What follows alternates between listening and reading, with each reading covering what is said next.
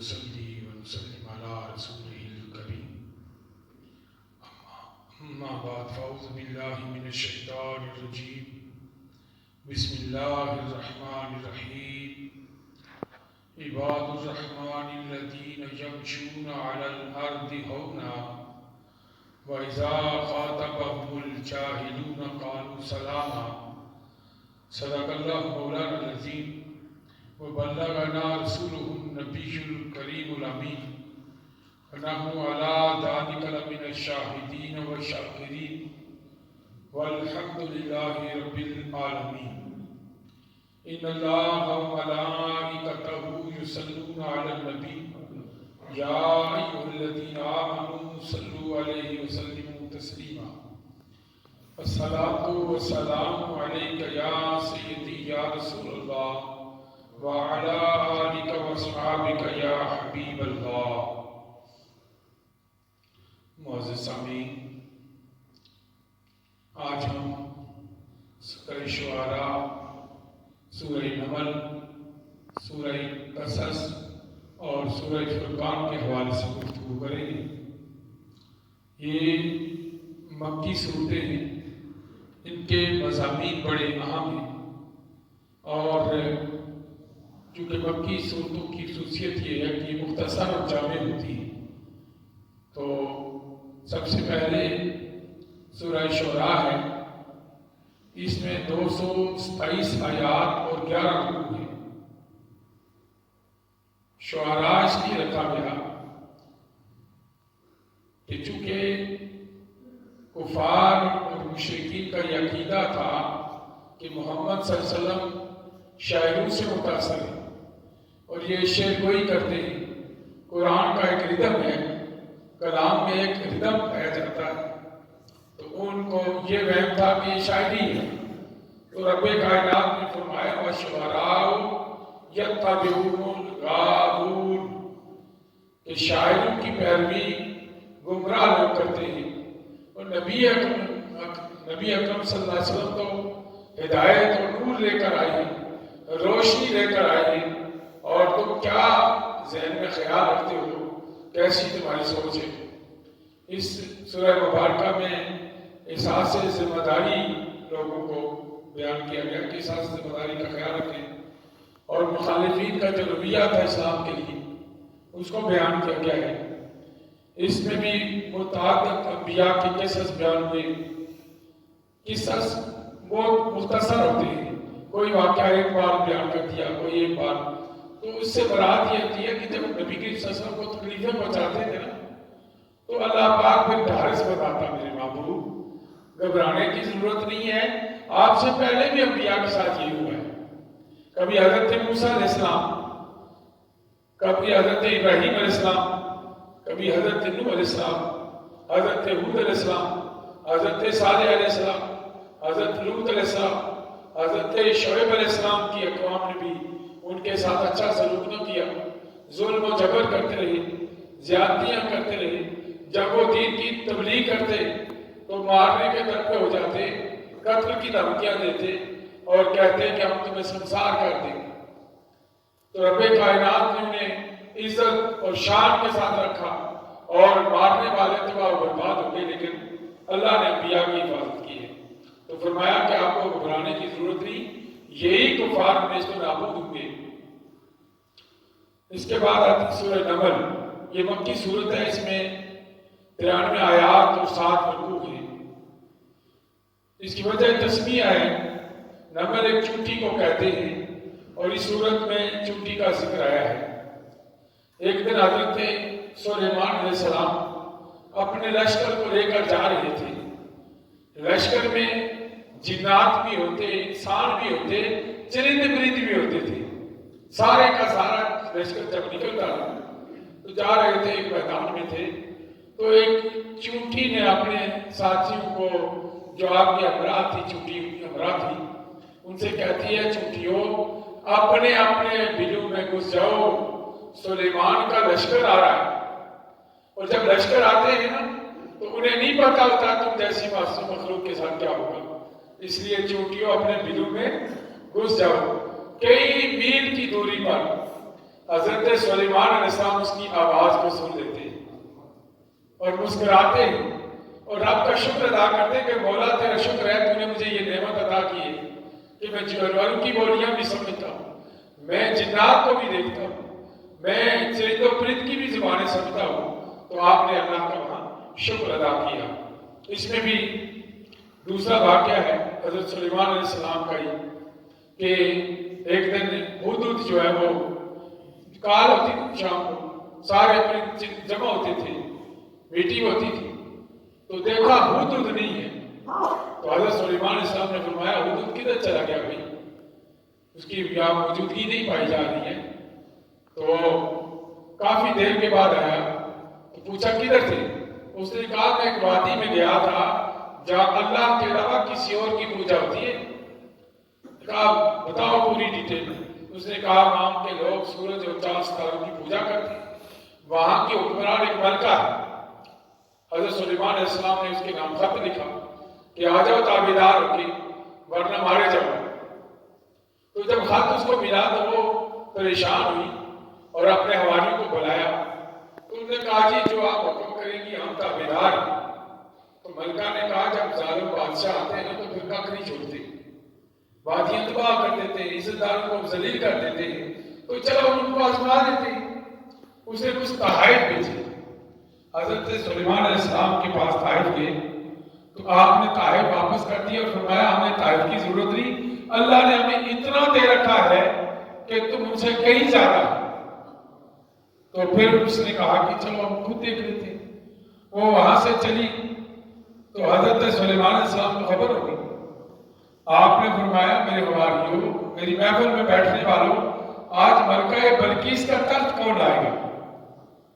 ایک جن نے کہا جی کہ میں شام تک لے ہوں، زیادہ وقت بتایا۔ فرمایا کوئی اور؟ تو پہلے کتاب میں سے ایک تھا جو آپ کے احباب تھے، اس نے کہا میں پلک جھپکنے سے پہلے لے گا۔ تو وہ اسے اللہ نے اتنی قدرت دے رکھی تھی کہ جو کہا تو جب پلک جھپکنے کی دیر تھی کتاب حضرت سلیمان علیہ السلام کے پاس پہنچ کر وہاں پہ جب وہ ملکہ آئی تو اسے کہا گیا یہ تخت جو ہے یہ آپ کے تخت جیسا نہیں ہے۔ اس نے کہا نہیں یہ تو وہی تخت ہے جس میں میں بیٹھا کرتی تھی۔ بڑی اللہ کی قدرت حیران ہوئی، اور جب اس نے حضرت سلیمان علیہ السلام کی شان کو دیکھا، وہ اب شیشہ تھا تو اسے نیچے جو ایک سراب بنا دیا گیا تو محسوس یہ ہوتا تھا پانی جا رہا ہے۔ تو جب وہ اس شیشے پہ چلنے لگی تو ٹخنوں سے پہنچے اٹھا لیے کہیں میں بھیگ نہ جائیں۔ تو حضرت سلیمان علیہ السلام مسکرائے اور فرمایا یہ اللہ کی قدرتیں جو مجھے عطا ہوئی۔ بعد میں وہ سامنے آئی۔ تو یہ واقعات بیان کیے گئے ہیں سورہ نمل میں، اور اس میں بھی مختلف انبیاء کا تذکرہ ہے جس میں حضرت صالح علیہ السلام، حضرت لوط علیہ السلام کا تذکرہ ہے۔ سورۃ القصص میں بھی مختلف انبیاء کے تذکرے آئے ہیں جن میں قصہ موسیٰ و ہارون کو تفصیل سے بیان کیا گیا۔ تو سورۃ الفرقان جو ہے یہ بھی مکی سورت ہے، اس میں 70 آیات اور 6 رکوع ہیں۔ اس سورت کی ابتدا قرآن کریم کے ذکر سے ہوئی، اس لیے اس سورت کا نام سورہ فرقان رکھا گیا ہے۔ اس سورت کے آخری رکوع میں عباد الرحمن کی صفات بیان ہوئی ہے۔ عباد الرحمن کی کل میں نے مومنوں کی صفات بیان کی تھی، قد افلح المؤمنون، پہلی رب نے آیت نازل کی تھی سورہ مومنون کی کہ مومن کامیاب ہوگا۔ آج رب نے سورہ فرقان میں بیان کرا کہ رب نے بیان کیا کہ میرے جو بندے ہیں ان کی صفات کیا ہے۔ تو سب سے پہلی جو صفت اللہ کو بندوں کی پسند آتی ہے وہ عاجزی اور انکساری ہے۔ غرور اور تکبر اللہ کو پسند نہیں کرتا۔ فرمایا عباد الرحمن الذین یمشون علی الارض ہونا، رحمان کے بندے وہ ہیں جب زمین پر چلتے ہیں تو نرمی سے عاجزی سے چلتے ہیں۔ وَإِذَا خَاطَبَهُمُ الْجَاهِلُونَ قَالُوا سَلَامًا، اور جاہلوں سے جب مخاطب ہوتے ہیں تو سلام کرتے ہوئے گزر جاتے ہیں۔ آپ نے دیکھا ہوگا اگر جاہل آدمی سے بحث کریں گے تو اس بحث میں وہ الجھتا ہوا نظر آئے گا، اور کہتے ہیں جب دلائل ختم ہو جاتے ہیں تو پھر لڑائی جھگڑا شروع ہو جاتا ہے۔ تو اسی لیے حکم دیا گیا ہے کہ میرے بندو جب جاہلوں سے واسطہ پڑے تو بحث نہ کیا کرو، کنارے کے نکل جایا کرو۔ والذین یبیتون لربہم سجدا وقیاما، اور جو لوگ سجدے اور قیام میں اپنی راتیں گزار دیتے ہیں، مومنین کی صرف بیان کی گئی، تہجد کے لیے اٹھتے ہیں، راتوں کو جب بھی وقت ملتا ہے، سحری کے وقت بیدار ہوئے، نوافل ادا کر لیے، تہجد کے وقت اٹھے، نماز پڑھنا شروع کر دی، تو ان کی راتیں اللہ کے ذکر میں اور سجدے اور قیام میں گزرتی ہیں۔ حضرت فاطمہ الزہرا کے بارے میں آتا ہے کہ آپ اکثر آپ کی بارگاہ میں التجا کیا کرتی تھی، مولا تیری راتیں کتنی چھوٹی ہیں، کبھی میرا سجدہ پورا نہیں ہوتا، کبھی میرا قیام پورا نہیں ہوتا۔ اور حضرت امام ابو حنیفہ رحمۃ اللہ علیہ کے بارے میں آتا ہے کہ آپ ساری رات عبادت کرتے تھے، سارا دن درس و تدریس میں گزرتا، ساری رات عبادت کرتے رہتے تھے، اور رب کی بارگاہ میں داڑھی پکڑ کے کہتے ہیں مولا اگر ابو حنیفہ بخشا گیا تو یہ عجیب بات ہوگی، اگر ابو حنیفہ بخشا گیا تو عجیب بات ہوگی، یعنی ان کو اپنے نیکیاں نظر نہیں آتی تھی۔ مومن کی شان یہ ہے کہ اپنے گناہوں کو یاد رکھتا ہے، نیکیوں کو یاد نہیں رکھتا۔ اور آپ ساری رات اسی طرح بے شمار اولیاء کرام اور صحابیاء کرام کے تذکرے ہیں۔ حضور صلی اللہ علیہ وسلم کی ذات رب کائنات خود فرماتا ہے یا ایھا المزمل قم اللیل الا قلیلا، محبوب چادر اوڑھنے والے، ساری رات جاگنے والے، کچھ دیر رات کو قیام بھی کر لیجیے، رات کو آرام بھی کر لیا کریں۔ ساری رات قیام میں گزرتی ہے، ساری رات سجدوں میں گزرتی ہے، تو ایمان والوں کی دوسری یہ صفت بیان کی گئی۔ اور تیسری ہے والذین یقولون ربنا اصرف عنا عذاب جہنم ان عذابها کان غراما انها ساءت مستقرا ومقاما۔ ان کی تیسری صفت یہ ہے کہ وہ جہنم سے پناہ مانگتے ہیں، جہنم سے پناہ مانگتے ہیں۔ انہوں نے قرآن کو پڑھ رکھا ہوتا ہے، انہوں نے حضور سے سن رکھا ہوتا ہے۔ میرے کریم آقا فرماتے ہیں لوگوں جہنم کی اگر ایک چنگاری اس دنیا میں آ جائے نا تو ساری دنیا کو جلا کے راکھ کر دے، اتنا سخت عذاب ہے جہنم کا۔ اور کہتے ہیں مولا ہم سے جہنم کے عذاب کو، آگ کو پھیر دے، اور ہم جانتے ہیں کہ ان عذاب کان غراما، اس کا عذاب بڑا مہلک ہے، اور انہا ساعت مستقرا ومقاما، اور یہ ٹھہرنے کی جگہ جو ہے بہت بری ہے۔ انسان ہمیشہ اچھی جگہ کو چوز کرتا ہے، وہاں سانپ اٹھوئے اور بچھو ہو، اور اس کے لیے تو پسند نہیں کرے گا۔ جہاں پہ کھولتا ہوا پانی کو لایا جائے، جہاں تھوڑ کھلائی جائے، اس جگہ کو بڑا تھوڑ پسند کرے گا۔ وہ تو یہ پسند کرتا ہے انعام و اکرام ملے، جنت کے نعمتیں ملے، تو وہ یہ پسند کرتا ہے۔ تو رب کائنات فرماتا ہے میرے بندے جہنم سے پناہ مانگتے ہیں۔ اور پھر فرمایا والذین اذا انفقوا لم یسرفوا ولم یقتروا وکان بین ذلک قواما۔ رب کائنات نے فرمایا کہ میرے بندے وہ ہیں جب ان کے پاس مال آتا ہے تو خرچ کس طرح کرتے ہیں کہ نہ تو فضول خرچی کرتے ہیں، ایک ہی دن میں سارا لٹا دیتے، ایسا نہیں، اور نہ بخل کرتے ہیں کہ مال گھر میں رکھ کر پھر بھی کہتے میرے پاس تو کچھ نہیں ہے، میرے پاس کچھ نہیں ہے، اور اس مال کو سین کے رکھتے ہیں، سنبھال کے رکھتے ہیں کہ شاید کو میرے آنے والی نسل کے کام آئے گا۔ خود نہ کھاتے ہیں نہ اپنی اولاد کو کھلاتے ہیں۔ رب کائنات نے فرمایا مومن کی یہ شان ہی، خود بھی کھاتا ہے، اولاد کو بھی کھلاتا ہے، رشتہ داروں کو بھی کھلاتا ہے، اور پھر اس مال کو ایک طریقے سے ایک مقامت و سنجیدگی کے ساتھ خرچ کرتا ہے، فضول خرچی بھی نہیں کرتا۔ والذین لا یدعون مع اللہ الہا آخر، اور اللہ کے سوا کسی اور کو معبود بھی نہیں مانتے۔ یہ جو شرک ہے، شرک بہت حساس مسئلہ ہے۔ ہم بعض جگہوں پہ ایسے ایسے جملے کہہ دیتے ہیں جو ادب کے خلاف ہوتے ہیں، جو ہماری جو ہے وہ ایمان کو ضائع کرنے والے ہوتے ہیں، لیکن ہمیں سمجھ نہیں ہوتی۔ تو اس معاملے میں محتاط رہنا چاہیے، اور کوئی بھی شرکیہ جملہ کوئی بھی مشرکانہ لفظ کی زبان سے ادا نہ کریں کہ ایسا نہ ہو کہ تمہارا ایمان ہی جاتا رہو اور تمہیں پتہ ہی نہیں۔ وَلَا يَقْتُلُونَ النَّفْسَ الَّتِي حَرَّمَ اللَّهُ، اور نہ کسی بے گناہ کو قتل کرتے ہیں۔ یہ قتل بھی بڑا جرم ہے۔ ایک اور میں نے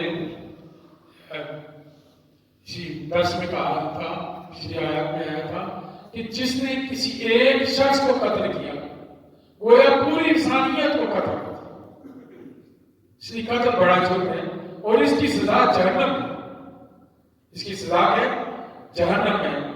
اور پھر فرمایا وَلَا يَزْنُونَ، بدکاری نہیں کرتے، برے راستے میں نہیں چلتے، زنا کے راستے میں نہیں چلتے۔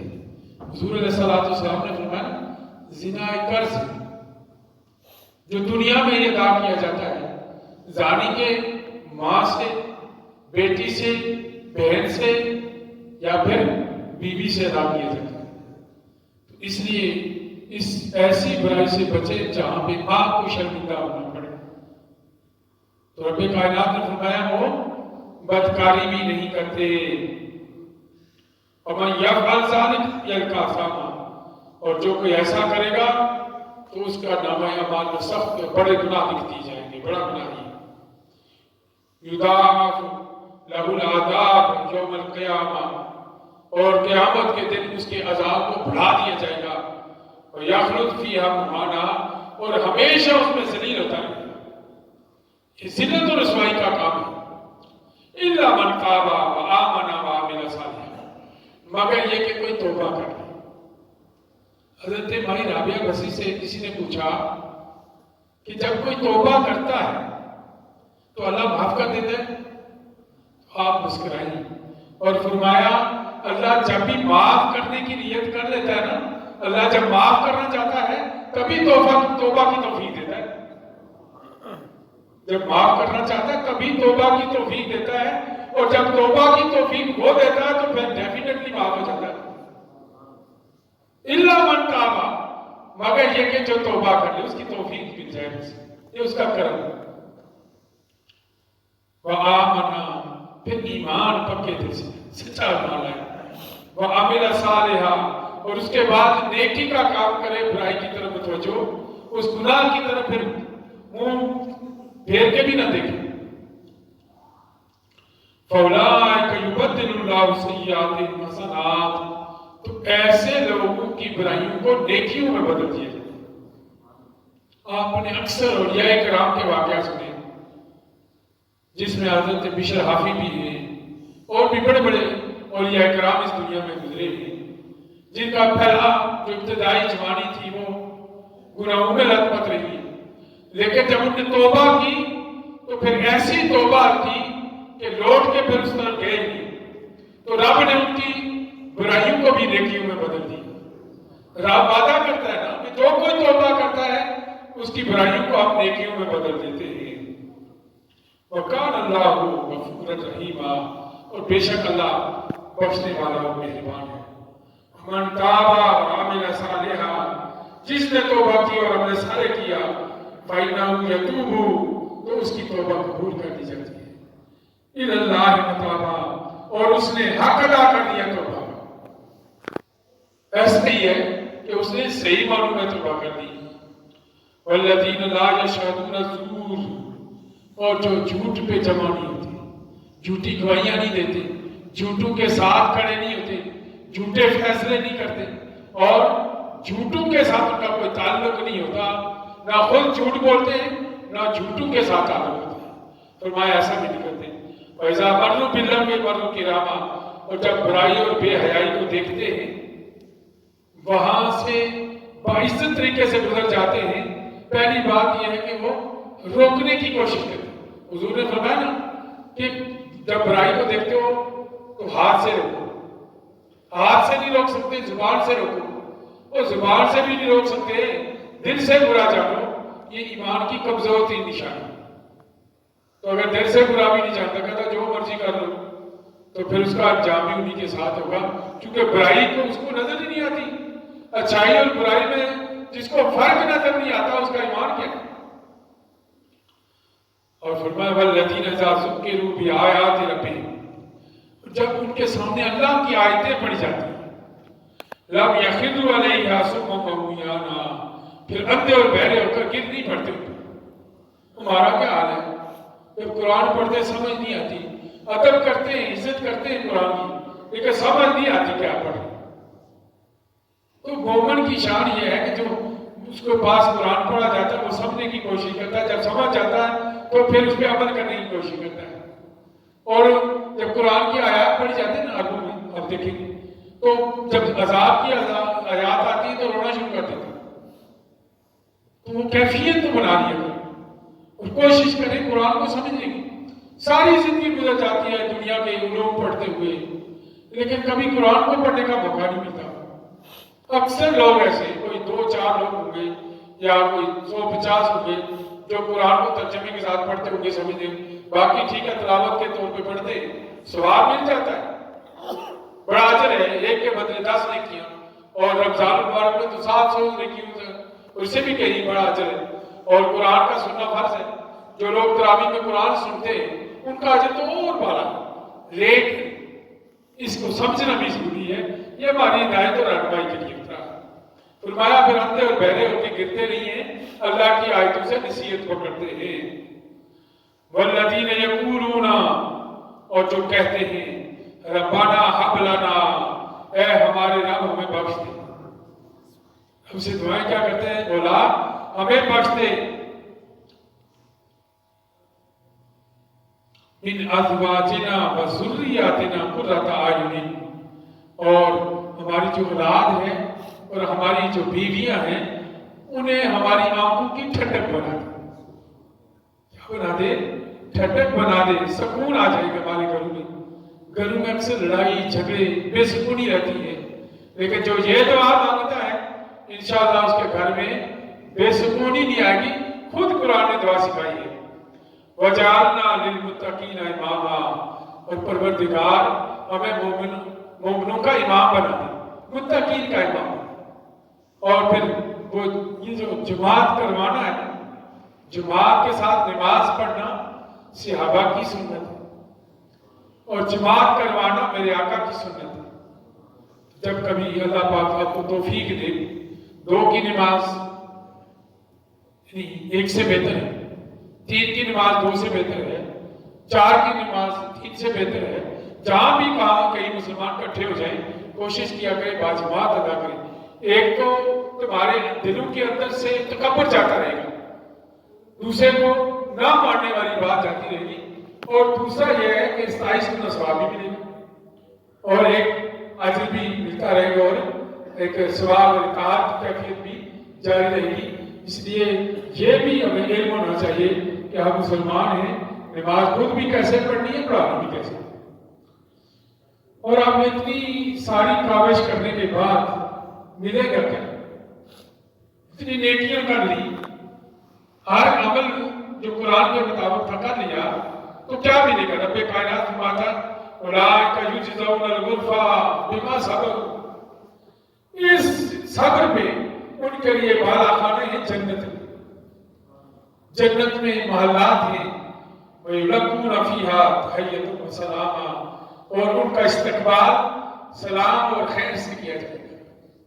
جب کسی محفل میں کوئی جاتا ہے، عالم دین چلا جائے، کوئی سیاسی لیڈر چلا جائے، تو وہاں کے لوگ اسے ہاروں سے استقبال کرتے ہیں، اس کی عزت افزائی کرتے ہیں۔ اور جب ایمان والا جنت میں جائے گا، اللہ کے فرشتے سب در سب کھڑے ہو کر اس پر سلام بھیجیں گے اور اس کی عزت کریں گے، اور اس کے لیے دعائیں بخشش اور بلندی درجات کی دعا کریں گے۔ اور ایمان والوں پھر وہ کیا مقام ہوگا جب اللہ کے فرشتے استقبال کر رہے ہیں۔ خالدین فیہا، ہمیشہ اس میں رہیں گے۔ وہ جنت، وہ بالا خانے، حدیث میں آتا نا، جنت کا سب سے ادنا جنتی جو سب سے آخر میں جائے گا، اس کا مقام یہ ہوگا کہ اگر دنیا کے سارے لوگ اس کے مہمان ہو جائیں، نہ اس کے پاس برتن کم ہوں گے، نہ مہمانوں کے بیٹھنے کی جگہ کم ہوگی، اور نہ کھانا کم ہوگا۔ یہ مقام 17 جنتی کا ہے، تو جو یہ ساری صفات لے کے جائے گا، رب کائنات نے فرمایا ہم نے پھر ان کے لیے بالا خانے رکھے، کبے رکھے ہیں کہ آپ کو بڑا محل بنا لے نا تو فخر محسوس کرتا ہے۔ وہاں پہ یاقوت اور زبرجد کے کبے ہوں گے اور سونے اور چاندی کے برتن ہوں گے، طرح طرح کی نعمتیں ہوں گی، اور فرمایا خالدین فیہا، ہمیشہ اس میں رہیں گے، حسنت مستقر و مقامہ، اور ٹھہرنے کے لیے سب سے بہترین جگہ ہے۔ اللہ پاک سے دعا ہے ہمیں بھی ٹھہرنے کی جگہ جنت عطا کرے۔ وآخر دعوانا ان الحمدللہ رب العالمین۔